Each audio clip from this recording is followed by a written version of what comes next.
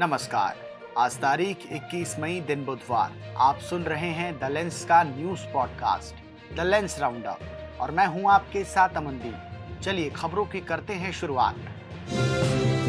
छत्तीसगढ़ के नारायणपुर जिले में अबुझमाड़ के जंगल में बुधवार सुबह सुरक्षा बलों ने 27 नक्सलियों को मार गिराया है। सभी 27 शव और हथियार बरामद कर लिए गए हैं। मारे गए नक्सलियों में 1.5 करोड़ का इनामी नक्सली बसवा राजू भी शामिल है।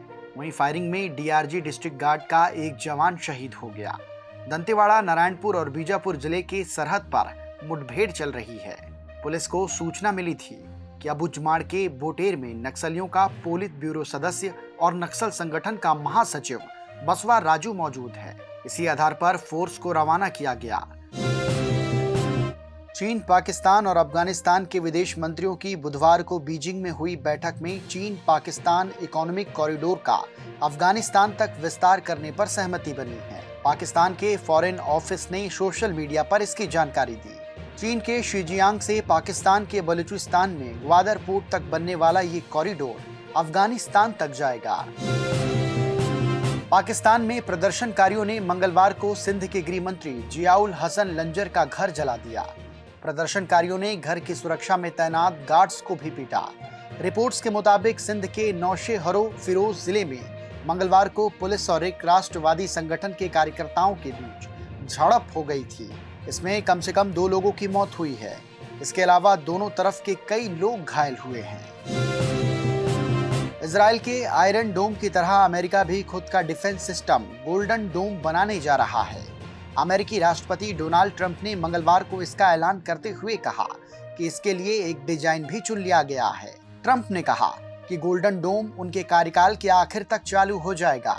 एक बार तैयार होने पर यह मिसाइलों को रोकने में सक्षम होगा, भले ही उन्हें दुनिया के किसी भी हिस्से से लॉन्च किया गया हो। कांग्रेस नेता सोनिया गांधी और राहुल गांधी से जुड़े नेशनल हेराल्ड मनी लॉन्ड्रिंग मामले में आज दिल्ली की राउज एवेन्यू कोर्ट में चौथी सुनवाई हुई। ईडी ने कोर्ट को बताया कि पहली नजर में सोनिया और राहुल के खिलाफ केस बनता है। दोनों ने अपराध की आय से 142 करोड़ रुपए कमाए हैं। ईडी की तरफ से पेश additional solicitor general S V Raju ने कहा कि आरोपी तब तक अपराध की आय का आनंद ले रहे थे जब तक प्रवर्तन निदेशालय ने नवंबर 2023 में नेशनल हेराल्ड से जुड़ी 751 करोड़ की संपत्ति जब्त नहीं की थी। वक्फ संशोधन कानून की वैधता को चुनौती देने वाली याचिकाओं पर सुप्रीम कोर्ट में बुधवार को लगातार दूसरे दिन सुनवाई हो रही है। केंद्र की तरफ से solicitor general SG Tushar Mehta ने कोर्ट से कहा कि सरकारी जमीन पर किसी का कोई हक नहीं हो सकता, चाहे वो वक्फ बाय यूजर के आधार पर ही क्यों ना हो। एसजी मेहता के मुताबिक अगर कोई जमीन सरकारी है तो सरकार को पूरा अधिकार है कि वो उसे वापस ले ले, भले ही उसे वक्फ घोषित कर दिया गया हो। कैश मामले में घिरे इलाहाबाद हाई कोर्ट के जस्टिस यशवंत वर्मा के खिलाफ एफआईआर की मांग वाली याचिका बुधवार को सुप्रीम कोर्ट ने खारिज कर दी। कोर्ट ने कहा कि ये मामला प्रधानमंत्री और राष्ट्रपति के पास है। आप पहले जाकर उनसे गुहार लगाएं, फिर हमारे पास आएं। सीजेआई बीआर गवई और जस्टिस एजी मसीह की बेंच ने इस मामले की सुनवाई की। पूर्व प्रधानमंत्री राजीव गांधी की आज 34वीं पुण्यतिथि है। इस मौके पर विपक्ष के नेता राहुल गांधी और पार्टी अध्यक्ष मल्लिकार्जुन खड़गे ने दिल्ली के वीर भूमि वो पहुंचे, जहां पर उन्होंने राजीव गांधी को श्रद्धांजलि दी। राहुल गांधी ने एक्स पर राजीव गांधी के साथ बचपन की फोटो शेयर की।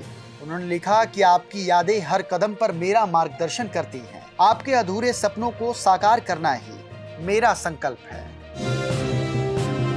कोरोना वायरस के मामले एक बार फिर से बढ़ रहे हैं। गुजरात के अहमदाबाद में 7 नए पॉजिटिव केस सामने आए हैं। इनमें 2 साल की बच्ची और 72 साल के एक बुजुर्ग का नाम भी शामिल है। फिलहाल इन्हें होम आइसोलेशन में रखा गया है। देश में कोरोना एक्टिव केसों की कुल संख्या 257 पहुंच गई है। मध्य प्रदेश समेत देश के 30 राज्यों के कुछ इलाकों में आज आंधी बारिश हो रही है। इनमें असम, मेघालय, गोवा और कर्नाटक के समुद्री इलाकों में तेज बारिश हो रही है। गोवा में लगातार दूसरे दिन बारिश जारी है। साथ ही 60 किलोमीटर प्रति घंटे की रफ्तार से हवाएं चल रही हैं।